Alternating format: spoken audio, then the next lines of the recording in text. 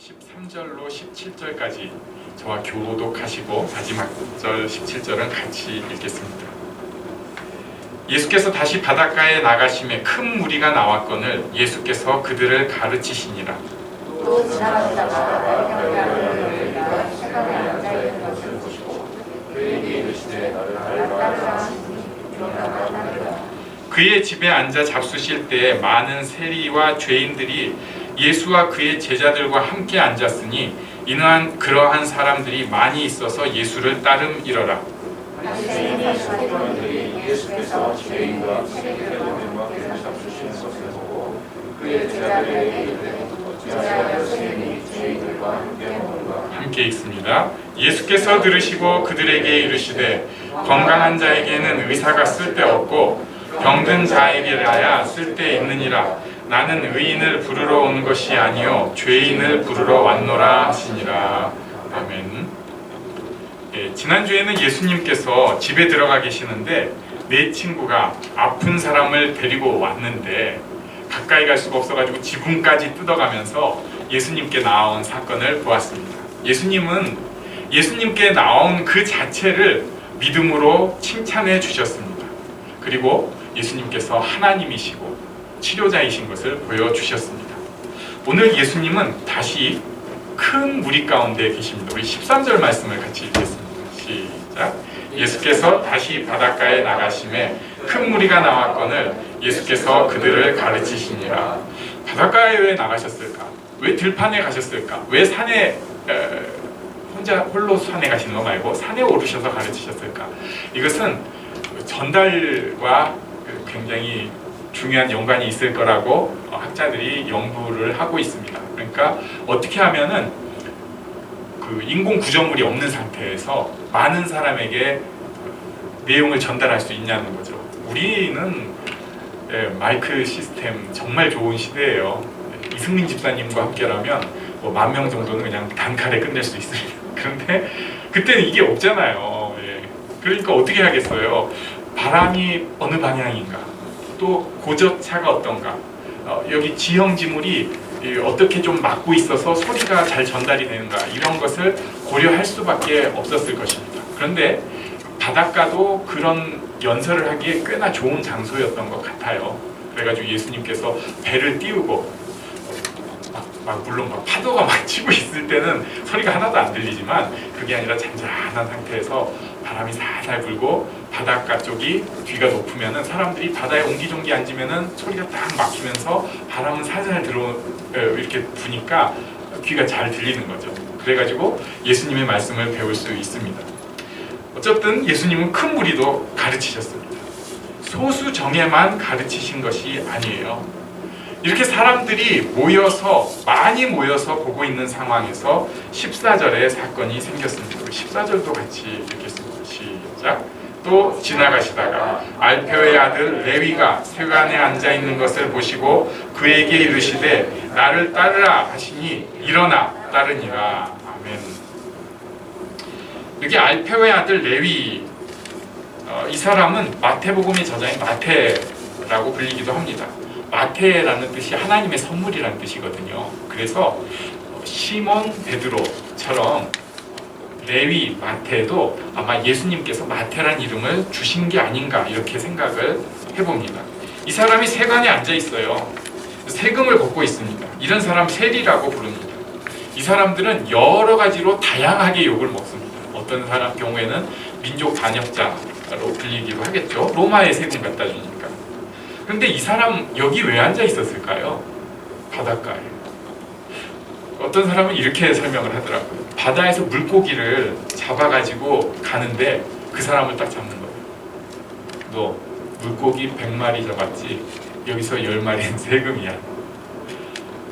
야, 밤새 물고기 잡아가지고 아침에 갖고 들어가는데 이 사람 눈에 걸리면은 뜯기는 거예요. 누가 좋아하겠어요, 이런 사람을?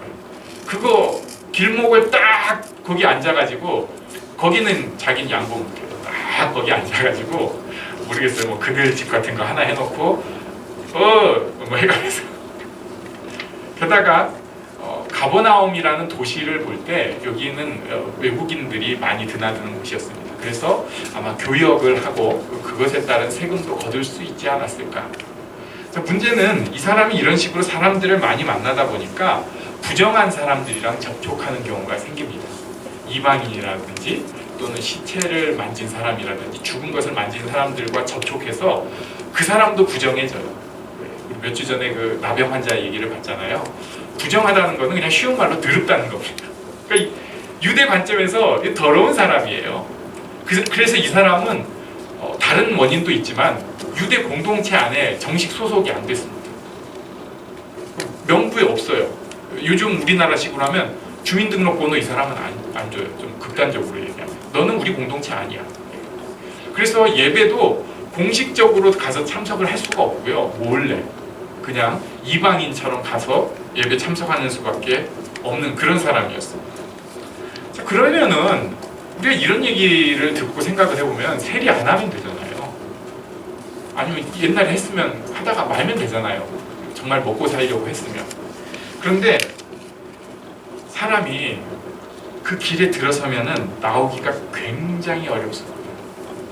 시편 1편 1절 우리 방송 모처럼 한번 해볼까요? 시작. 복 있는 사람은 악인들의 꾀를 따르지 아니하며 죄인들의 길에 서지 아니하며 오만한 자들의 자리에 앉지 아니하고 그 다음에 오직 여호와의 율법을 즐거워하여 이렇게 가잖아요. 처음에는 악인들의 꾀를 따라갔어요. 근데 그 다음에는 죄인들의 길에 서버렸습니다. 그 길에. 근데 그 다음 단계는 뭐냐면은 오만한 자들의 자리에 쭉 앉아버리는 거예요. 여기 앉으면 일어나기가 굉장히 힘들어집니다. 앉으면. 이 레위도 그 자리에 앉아버리니까 세리라는 자리에서 일어날 수가 없는 사람으로 보였습니다. 그런데 예수님이 보시고 나를 따르라 하시니 일어나 따랐습니다. 우리에게도 이 복이 있기를 원합니다. 나도 모르게 눌러앉은 자리가 있어요. 이것 때문에 내가 여기 눌러앉았기 때문에 인생이 좀먹고 괴로운데도 불구하고 일어나지를 못합니다. 좋지 않은 습관의 자리일 수 있습니다. 또 내 속에 있는 저주와 미움일 수도 있어요. 어쩌다 보니까 나도 모르게 갖고 있는 편견도 있습니다. 예수님의 초청을 받고 그런 자리에서 일어서기를 바랍니다. 많은 사람들이 보는 앞에서 예수님이 세리인 레위를 제자로 부르셨습니다. 많은 사람들이 보는 앞에서 죄인으로 여겨졌던 세리를 예수님이 부르신 거예요. 레위가 예수님 따르기로 하면서 굉장히 기뻤던 것 같습니다. 자기 눌러앉은 자리에서 일어나니까 얼마나 감사하고 좋은지 너무 가뿐한 거예요. 바로 잔치를 베풀었습니다. 15절 우리 한번 같이 읽겠습니다. 15절 시작. 그의 집에 앉아 잡수실 때에 많은 세리와 죄인들이 예수와 그의 제자들과 함께 앉았으니 이는 그러한 사람들이 많이 있어서 예수를 따름이러라. 아멘. 아이고. 자, 이 잔치에 누가 왔는가? 당연히 예수님 오셨겠죠? 예수님 제자들 같이 왔겠죠? 그런데 문제는 세리들이 왔어요. 여기까지는 이해할 수 있어요. 왜냐하면 이 사람이 원래 세리였으니까. 근데 더 문제가 있습니다. 죄인들이 왔다고 돼 있습니다. 그러면서 5절 뒤에 보니까 그러한 사람들이 많이 있어서 예수를 따랐다. 죄인들이 예수님을 많이 따랐다고 합니다. 학자들은 이 죄인들이 몸 파는 여인들이었다고 추정을 해요. 뭐 그렇다고 봅니다. 확실한 것은 죄인입니다. 죄인. 우리는 죄인 옆에 있기 싫습니다. 나랑 뜻이 맞지 않는 사람 옆에도 있으면 아주 불편합니다. 말이 안 통하는 사람이랑 같이 있기도 싫어합니다. 그런데 죄인은 모두에게 손가락질 받는 모두가 싫어하는 사람입니다. 이 사람들이 예수님 많이 따라다니는 거예요. 게다가 지금 잔치잖아요. 잔치는 식탁교제를 뜻합니다. 유대인들은 식탁교제를 아주 중요하게 여겼습니다. 식탁교제는 한 형제만 하는 거예요. 우리는 아브라함의 자손 한 형제이기 때문에 식탁교제를 할 수 있는 것이지 이방인과 식탁교제는 안 했습니다.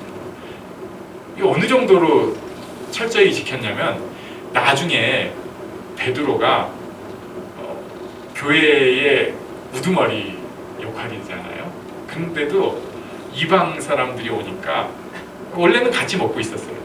이방 사람들이랑 테이블 둘러서 베드로가 초대교회 시절에 같이 먹고 있었는데 철저한 유대인들이 오니까 같이 먹다가 자리를 쓱 피해요. 베드로가. 왜냐하면은 같이 먹는 걸 저 사람들이 보면 자기는 양심적으로 예수님 안에서 이게 상관없어요. 이방이랑 먹을 수 있는데, 죄인이랑 먹을 수 있는데, 저 철저한 유대교, 예수는 믿는데 아직도 그 유대교를 좀 철저히 믿는 사람들이 보면 머리 아픈 거예요. 베드로, 너 이러기 아니 예수님 안에서 우리가 이제 너 이러기야 아니. 그러니까 자리를 쓱 피했다가 사도 바울한테 굉장히 질책을 듣습니다. 세상에, 아유 참 그 질책 듣는 것도 베드로니까 들어줬던 거 아닌가? 그 생각도 합니다. 아무튼 식탁 교제를 그렇게 중요하게 여겼는데 제일 상종하기 싫은, 꼴 보기 싫은 부류의 사람들이랑 식탁 교제를 해야 된다는 거예요. 우린 지금 교회 안에서도 내가 끔찍해하는 사람들이랑 같이 예배드리고 같이 앉아서 밥 먹고 이런 것도 사실 싫어해요. 심지어 같은 교회 다니는 것도 싫어합니다. 교회가 조그마면은 이런 얘기 저 들었어요. 나 누구랑은 같은 교회 다니기 싫다. 예, 그런 얘기 저한테 누가 진짜 했어요. 제가 뭐라고 했겠어요? 그럼 네가 오지 마. 복음을 전혀 모르는 사람의 얘기예요. 뭐 누구랑 신앙생활 같이 하기 싫다. 이런 소리를 서슴없이, 자기는 또 친하니까 솔직하게 얘기한 것이지만 딱 바리새인의 자세. 우리 안에도 혹시 이런 모습이 있나요? 나는 어떤 부류의 사람이랑은 예배 같이 못 드려. 내가 우리나라를 사랑하는 사람으로서 어떤 이 더러운 인간들이랑은 내가 같이 예배 못 드려. 편견이 있어가지고 또 뭐 어느 사람들 뭐 전과자랑은 내가 예배를 같이 드릴 수가 없고 또 뭐 어쩌고 저쩌고. 그 지금 여기에 불편하게 여기는 사람들이 있었습니다. 그래가지고 16절에 얘기를 했어요. 바리새인의 서기관들이 예수께서 죄인 및 세리들과 함께 잡수시는 것을 보고 그의 제자들에게 이르되 어찌하여 세리 및 죄인들과 함께 먹는가? 그랬더니 예수님께서 기가 막힌 명답을 해주셨습니다. 17절을 같이 읽겠습니다. 시작. 예수께서 들으시고 그들에게 이르시되 건강한 자에게는 의사가 쓸데없고 병든 자에게라야 쓸데있느니라. 나는 의인을 부르러 온 것이 아니요 죄인을 부르러 왔노라 하시니라. 아멘. 병들면, 아프면 의사가 꼭 필요합니다. 마찬가지로 죄인은 예수님이 꼭 필요합니다. 예수님은 의인을 부르러 온 것이 아니고 죄인을 부르러 오셨습니다. 그냥 죄인을 부르기만 한 것이 아니라 불러서 용서하시고 치유하시고 회복시켜 주시려고 죄인을 부르러 오셨습니다. 바꿔서 말하면 죄인은 예수님이 반드시 꼭 필요합니다. 의인은 예수님이 별로 필요치 않아요. 지금 세상에 의인이 굉장히 많아요. 스스로 의인이 아주 많아요. 그래서 예수님이 별로 필요하지 않다고 여깁니다. 심지어 교회도 스스로 의인이 되면 예수님이 별로 필요 없습니다. 좋은 사람들이 모였어요. 조직이 아주 잘 되어 있습니다. 돈도 많이 모여 있습니다. 그러면은 예수님이 별로 필요 없어요. 그렇게 생각을 하게 됩니다. 근데 착각입니다. 미련한 생각입니다. 예수님이 꼭 필요합니다. 또 세상 살면서 세상에 파묻히기 시작하면은 아둥바둥 막 세상에서 살다가 보면은 예수님이 별로 필요 없는 것 같다는 생각을 할 때가 있어요. 너무 바쁘게 살다 보니까. 이것 역시 착각입니다. 미련한 생각이에요. 바로 그 사람, 그때 예수님이 가장 필요할 때입니다. 바리새인의 서기관들은 자기들이 꽤나 의롭다고 생각했습니다. 그러니까 이런 죄인들이랑 같이 있는 거 싫었고요. 이런 죄인들이랑 같이 식탁교제하는 건 당연히 싫었어요. 예수님도 별로 필요하지 않았습니다. 자기들이 이미 율법도 지키고 있고 사회에서 인정도 받고 있고 서로 격려하면서 의롭게 살고 있으니까 예수님 별로 필요하지 않았습니다. 신앙생활 한다고 하는데 예수님이 필요 없는 사람들이 꽤 많습니다. 자기 잘난 맛에 사는 사람들이에요. 내가 이만큼 성실하고 애쓰면서 살고 있는데 이만하면 됐지. 이런 걸 자기의라고 표현합니다. 이런 사람들 예수님 필요 없다고 착각을 합니다. 착각입니다. 반면에 더러운 자리, 안 좋은 자리에 퍼질러 앉아버린 사람도 착각을 합니다. 나 같은 게 무슨, 나 이렇게 살고 있는데 예수님, 저 예수님 볼 면목이 없어서. 사실은 예수님 필요 없다고 얘기하는 거예요. 착각입니다. 우리는요, 예수님이 꼭 필요합니다. 우리 다 같이 한번 해보겠습니다. 예수님이 꼭 필요합니다. 예수님이 꼭 필요하다. 맞아요. 우리는 예수님이 꼭 필요합니다. 거짓과 착각 속에서 벗어나야 돼요. 모든 상황 속에서 예수님이 꼭 필요합니다. 어떤 지위에 있어도 예수님이 꼭 필요합니다. 맨 처음 기도란 것을 배웠을 때, 지금도 그런 면이 있지만 아주 세상적이고 어떻게 보면 크게 중요하지도 않은 것을 가지고 열심히 기도합니다. 저는 지금도 기억나는 게 어렸을 때 장난감 달라는 기도한 기억이 지금도 납니다. 그런 거 다음에는 이제 이번 고비는 좀 넘겨달라 이런 기도 많이 하고요. 요번 시험 좀 어떻게 좀 잘 하게 해달라 기도합니다. 또 건강을 위해서 기도를 하죠. 그리고 돈이 꼭 필요한 상황에 기도를 하게 됩니다. 그리고 가정이 회복되고 평화가 있게 해달라고 기도를 합니다. 생각해보니까 중요하네요, 이것도. 그런데 훨씬 더 중요한 게 있어요. 이런 거 있으면 다 너무 중요하고 꼭 필요하고 그런 것이지만 예수님이 오시니까 우리가 자유라는 것을 알게 돼요. 자유는 누린 사람이 뭔지를 알아요. 빼앗기고 살고 있는 사람은 자유가 뭔지를 모릅니다. 와봐서 느껴봐야 알아요. 자유가 뭔지. 진정한 풍요라는 것은 누려본 사람만 알 수가 있어요. 돈이 많으면 풍요로 절대 아니에요. 진정한 풍요는 예수님 안에서 찾을 수 있습니다. 사랑이라는 것을 배우게 됩니다. 열정적인 사랑, 그것도 사랑, 귀한 사랑이에요. 근데 더 풍성하고 풍요롭고 더 큰 사랑을 예수님에게 와야 배울 수가 있어요.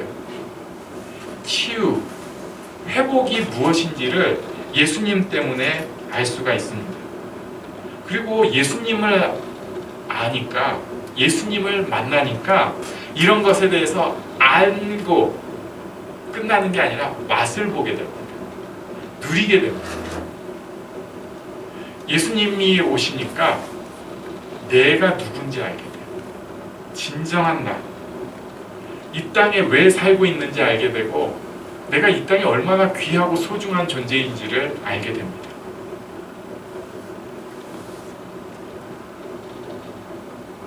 잘잘잘잘한 것을 기도했는데 나도 모르게 훨씬 더 크고 소중한 것을 누리게 되는 거예요. 지금 우리에게 예수님이 꼭 필요합니다. 그러기 위해서는 인정을 해야 되는 게 있어요. 우리가 아파요. 자꾸 착각을 하는데요. 건강한 사람이 예수님 잘 찾는 거 아니에요. 아프다고 인정을 해야지 예수님을 찾을 수 있습니다. 우리가 죄인이에요. 아직도 죄된 모습이 얼마나 많은지 몰라요. 그러니까 예수님을 찾을 수가 있습니다. 저는 겉으로 멋진 폼나는 교회, 폼나는 사람들보다는 예수님이 꼭 필요해서 예수님 앞에 꼭 나아가는 그 모습을 바랍니다. 우리 교회가 그렇게 되어야죠. 제가 그렇게 되어야죠. 우리 모두가 예수님을 꼭 필요한 그런 정말 복된 예수님을 따르는 사람들이